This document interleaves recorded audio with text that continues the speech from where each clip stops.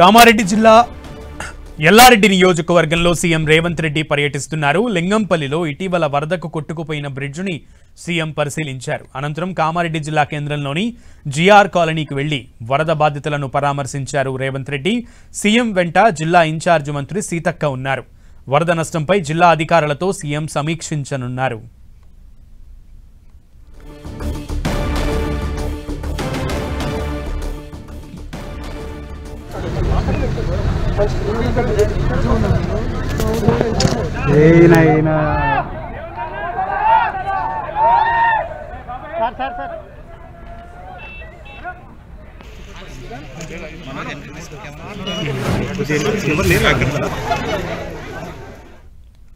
Right, ఇప్పటికే కలెక్టర్లతో సమీక్ష నిర్వహించి నష్టాన్ని అంచనా వేశామంటూ రేవంత్ రెడ్డి తెలిపారు. అయితే కామారెడ్డి జిల్లా ఎల్లారెడ్డిలో వరద ప్రాంతాల ప్రజలను వారి సమస్యలను అడిగి తెలుసుకోవడానికి జరిగిన నష్టాన్ని ఎంతవరకు జరిగింది నష్టం అని తెలుసుకోవడానికి ముఖ్యమంత్రి రేవంత్ రెడ్డి స్వయంగా పర్యటిస్తున్నారు. పూర్తి సమాచారం మా ప్రతినిధి సతీష్ అందిస్తారు.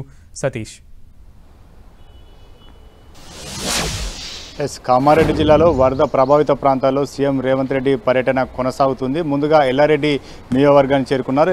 లింగంపేట మండలం లింగంపల్లి కుర్దు వద్ద వంతెన కూలిపోవడం జరిగింది. ఆ వంతెన ప్రాంతాన్ని అదేవిధంగా దెబ్బతిన్నటువంటి రోడ్లను కూడా పరిశీలించారు. అనంతరం అక్కడ నుంచి బురిగిద్ద ప్రాంతానికి చేరుకున్నారు. బురిగిద్ద ప్రాంతంలో ఎక్కువగా పంట నష్టం జరిగింది. పొలాలన్నీ కూడా ఇసుక మేటలు వేయడంతో అక్కడ ఉన్నటువంటి మహిళా రైతులు అదేవిధంగా రైతులతో మాట్లాడడం జరిగింది. మహిళా రైతులంతా కూడా తమ పంట పొలాలన్నీ కూడా నష్టపోయాం, తమ పంట పొలాల్లో పెద్ద ఎత్తున ఇసుక మేటలు వేసినాయి, తమని ఆదుకోవాలని చెప్పి సీఎం రేవంత్ రెడ్డి దృష్టిని తీసుకెళ్లడం జరిగింది. సీఎం రేవంత్ రెడ్డి కూడా సానుకూలంగా స్పందించారు. ఖచ్చితంగా ప్రభుత్వం తరఫున ఆదుకుంటానని చెప్పి ఒక హామీ ఇవ్వడం జరిగింది. అక్కడ నుంచి నేరుగా కామారెడ్డి హెడ్ క్వార్టర్లో ఉన్నటువంటి జిఆర్ కాలనీలో ప్రస్తుతం అయితే రేవంత్ రెడ్డి అదేవిధంగా మంత్రులంతా కూడా పర్యటన కొనసాగిస్తున్నారు. అక్కడ జిఆర్ కాలనీలో పెద్ద ఎత్తున వరద నీరు పోటెత్తడంతో ఆ కాలనీ వాసులంతా కూడా తీవ్ర ఇబ్బందులు ఎదుర్కొన్నారు. అక్కడ ఉన్నటువంటి కార్లు వరదలో కొట్టుకుపోయి అక్కడ ఉన్నటువంటి ఇళ్లలోకి పెద్ద ఎత్తున వరద నీరు చేరింది. దీంతో ఆ ఇళ్లలో ఉన్నటువంటి వస్తు సామాగ్రి ఏది కూడా పనిచేయని పరిస్థితుల్లో బాధితులంతా కూడా తమకు ఆదుకోవాలని చెప్పి గోడు వెళ్లవేసుకునే బద్దంలో ప్రస్తుతం అయితే జిఆర్ కాలనీలో ఉన్నటువంటి వరద బాధితులతో ఆ సీఎం రేవంత్ రెడ్డి మాట్లాడుతున్నారు. వారికి ఒక భరోసా కూడా ఇవ్వడం జరిగింది. ఖచ్చితంగా ప్రభుత్వం నుంచి పూర్తి స్థాయిలో ఆదుకుంటామని చెప్పి ఒక హామీ ఇవ్వడం జరిగింది. అదేవిధంగా ఇప్పటికే తక్షణ సాయం కింద 11,000 రూపాయలు ఇచ్చి ఆదుకోవడం జరిగింది. మిగతా వారిని కూడా ఎవరైతే నష్టపోయిన వారిని ఖచ్చితంగా గుర్తించండి, నిజమైనటువంటి బాధితులకు పరిహారం అందించేలా చూడని చెప్పి ఇటు అధికారులను కూడా ఆదేశించారు. ప్రస్తుతం అయితే వరద బాధితులకు ఒక భరోసా ఇచ్చేటువంటి కార్యక్రమం కూడా కొనసాగుతుంది.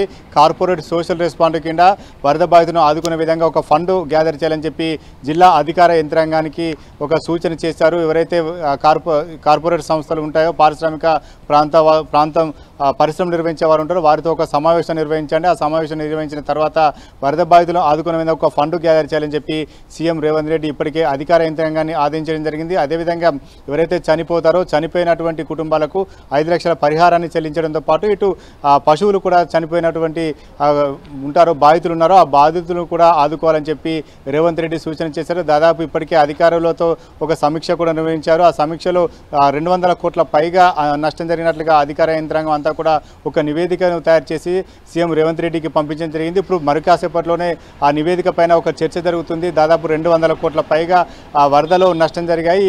వారిని ఏ రకంగా ఆదుకోవాలి, ఏ రంగాల్లో నష్టం జరిగింది, అదేవిధంగా రోడ్లు కావచ్చు, పొలాలు కావచ్చు, దీంతో పాటు వంతెనలు కూడా కొట్టుకుపోవడం జరిగింది. ఇటు ఇరిగేషన్ సంబంధించిన ప్రాజెక్టులు దెబ్బతిన్నాయి. వీటన్నిటికి సంబంధించినటువంటి ఒక అంచనాలను మాత్రం ప్రస్తుతం అయితే అధికారులు నివేదిక రూపంలో మరి కాసేపు సీఎం రేవంత్ రెడ్డికి అందించబోతున్నారు. ప్రస్తుతం అయితే వరద బాధితులకు ఒక భరోసా ఇస్తున్నారు. ఖచ్చితంగా ప్రభుత్వం ఆదుకుంటుంది, ప్రభుత్వం మీద నమ్మకం ఉంచండి, వరద బాధితులందరినీ కూడా ఖచ్చితంగా ఆదుకుంటామని చెప్పి ఒక భరోసా ఇస్తూ తన పర్యటన కొనసాగిస్తున్నారు. సతీష్, అయితే ముఖ్యంగా ఈ వరదలకి శాశ్వత పరిష్కారం దిశగా ప్రభుత్వం అడుగులు వేస్తుంది, యోచిస్తుంది అనేది ముఖ్యమంత్రి రేవంత్ రెడ్డి చెప్పిన మాట. అయితే ఈ శాశ్వత పరిష్కారానికి ఉన్నటువంటి మార్గాల గురించి ప్రభుత్వం ఏమైనా తెలిపిందా? ప్రభుత్వ వర్గాలు ఏమైనా తెలిపాయా? ఎస్ ప్రస్తుతం అయితే ఈసారి వచ్చినటువంటి వరదల కారణంగా ఎటువంటి పరిస్థితి నెలకొంటుంది, రాబోయే రోజుల్లో భారీ వరదలు వస్తే ఎటువంటి నష్టం కలుగుతుందనే ఒకటి ఎగ్జాంపుల్గా ప్రస్తుతం వచ్చినటువంటి వరదలు ఒక ఉదాహరణగా ప్రభుత్వం తీసుకుంటుంది. ఎవరైతే చెరువులు కావచ్చు, రోడ్లు కావచ్చు, వాగులు, వంకలు ఇవన్నీ కూడా పొంగి పొర్లిన నేపథ్యంలో లోతట్టు ప్రాంతాలకు ఎటువంటి చర్యలు తీసుకోవాలి, అక్కడ ఉన్న వారిని ఏ రకంగా రక్షించాలి, అదేవిధంగా పంట పొలాలకు నష్టం జరగకుండా ఎటువంటి చర్యలు తీసుకోవాలి. వంతెనలను నిర్మించిన లో లెవెల్ వంతెనలు చాలా ఉన్నాయి. లో లెవెల్ వంతెనల కారణంగా చాలా రాకపోకలకు స్తంభించాయి. అదేవిధంగా రోడ్లకు కోతకు గురైన పరిస్థితి. దీంతో పాటు పోచారం ప్రాజెక్టు వంటి ప్రాజెక్టులు కూడా దెబ్బతిన్నటువంటి వీరన్నింటినీ కూడా పటిష్టం చేస్తూ వరదలను తట్టుకునే విధంగా ఒక ప్రణాళిక రూపొందించాలని చెప్పి ఇప్పటికే అధికారులను ఆదేశించిన నేపథ్యంలో ఒక రానున్న రోజుల్లో శాశ్వత పరిష్కార దిశగా అధికారం యంత్రాంగం కూడా ఒక నివేదిక తయారు చేస్తుంది.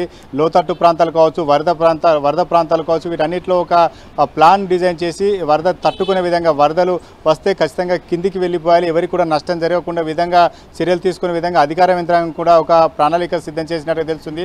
ప్రభుత్వం కూడా ఆ ప్రణాళికను అమలు చేసేందుకు అవసరమైన నిధులను కేటాయించేందుకు సిద్ధంగా ఉన్నట్లుగా సీఎం రేవంత్ రెడ్డి కూడా చెబుతున్న నేపథ్యంలో శాశ్వత పరిష్కారం దిశగా మాత్రం ఇటు కామారెడ్డిలో వరదలు వస్తే తట్టుకునే దిశగా మాత్రం అధికారులు రానున్న రోజుల్లో ఒక ప్లాన్తో ముందుకు వెళ్ళున్నట్లుగా అర్థమవుతుంది. ప్రస్తుతం అయితే ప్రభుత్వం కూడా అంతే స్థాయిలో నిధులను కేటాయించేందుకు సుముఖంగా ఉన్నట్లుగా సీఎం రేవంత్ రెడ్డి చెప్తున్నారు. కాబట్టి అధికారులు రాబోయే రోజుల్లో శాశ్వత పరిష్కారానికి ఒక ఫుల్ స్టాప్ పెట్టే అవకాశం కూడా కనిపిస్తుంది. ప్రస్తుతం అయితే ఎక్కడెక్కడ వీక్ పాయింట్స్ ఉన్నాయో, ఎక్కడెక్కడ వరదలు వస్తే ఆ డ్యామేజ్ ఎక్కువ జరుగుతుంది అనేది అధికారులు గుర్తించే పనిలో పడ్డారు. ప్రస్తుతం అయితే మరమ్మతులు కొనసాగించడం, అక్కడ ఉన్న వారిని ఆదుకోవడం ముందుగా ఫస్ట్ ప్రయారిటీ కింద తీసుకున్నటువంటి అధికారులు రానున్న రోజుల్లో భవిష్యత్తులో మాత్రం వరదలు వస్తే వాటిని తట్టుకునేందుకు పూర్తి స్థాయిలో నివారణ మార్గాలను రూపొందించేందుకు సిద్ధంగా ఉన్నారు. దానికి అనుగుణంగా ఒక ప్లాన్ కూడా వేస్తున్నట్టు తెలుస్తుంది. ఇటు ప్రభుత్వం కూడా ఆ రకమైన చర్యలు చేపట్టాలని చెప్పి భావిస్తుంది. ప్రస్తుతం అయితే వరద బాధితుల గోడు మాత్రం కొంత వర్ణాతీతంగా